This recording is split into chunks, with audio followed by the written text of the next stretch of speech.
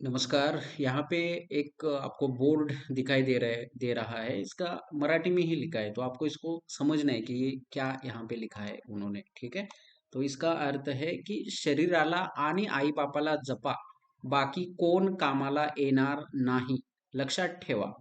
मतलब शरीर को और अपने माँ बाप को क्या कीजिए, उनका ख्याल रखिए, है ना, उनका संभाल कीजिए। ऐसा शरीर और माँ बाप, ठीक है। शरीराला आणि आई बापाला जपा, बाकी कोण कामाला येणार नाही। येणार मतलब आएगा, नहीं आएगा कोई का, अपने कठिन समय में कोई नहीं आएगा।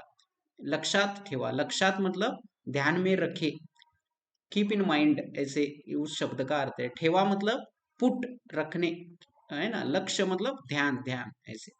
शरीराला आणि आईबापाला जपा, बाकी कोण कामाला येणार नाही, लक्षात ठेवा। Okay, that's it, thank you.